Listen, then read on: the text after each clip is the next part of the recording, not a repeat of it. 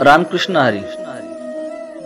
आजच्या बोध कथेचं नाव आहे जीवनाचा उपयोग. कृपया आपण चॅनलवर नवीन असाल तर लाईक करा, शेअर करा, सबस्क्राईब करा. कोण एकेकाळी एक राजा होता.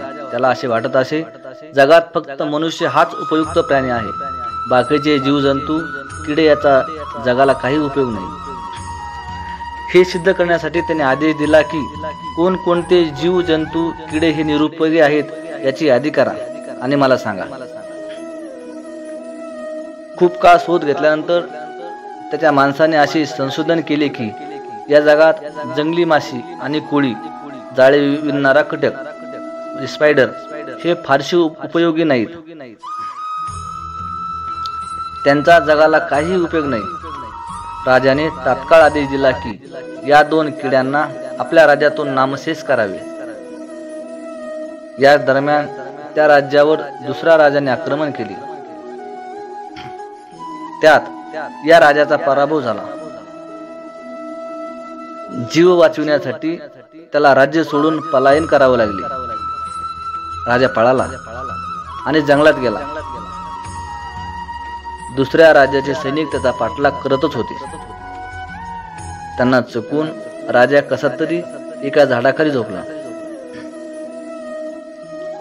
खूप श्रमामुळे त्याला गाढ निद्रा आली. काही वेळाने त्याला नाकावर काहीतरी चावत असल्याची जाणीव झाली. पाहतो तर काय, एक जंगली माशी त्याच्या नाकावर चावली होती. झोपमोड तर झाली आणि त्याचबरोबर त्याला शत्रूच्या सैनिकाची चाहूल लागली. राजा पुन्हा पळाला आणि उघड्यावर झोपल्यास सापडण्याची भीती वाटल्याने त्यांनी एका गुहेचा आधार घेतला.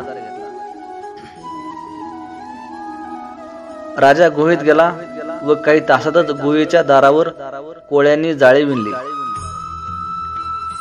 शत्रूचे सैनिक तिथेही आले. त्यांनी त्या गुहेकडे पाहिले व एकमेकात चर्चा केली की ज्या अर्थी येथे कोळ्याने जाळे विणले आहे त्या अर्थी आतमध्ये कोणीही नसणार, कारण कोळ्याचे जाळे तोडून कोणी जाऊ शकत नाही.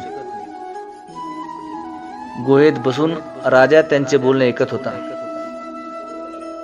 आणि त्याच वेळी त्याच्या डोक्यात प्रकाश पडला की जंगली माशी चावली नसती तर जंगलात सैनिकाच्या हाती तो सहज सापडला असता,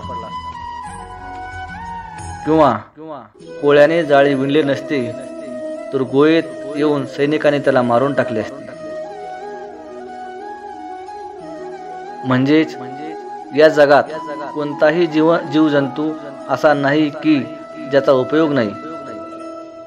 प्रत्येकाचे कार्य निराळे आहे. या कथेचा बोध असा की जगात प्रत्येक जीवाचा काही ना काही उपयोग आहे. कोणीच निरुपयोगी नाही. त्यामुळे कोणी कोणाला किंवा स्वतःला कमी समजू नये. रामकृष्ण हरी.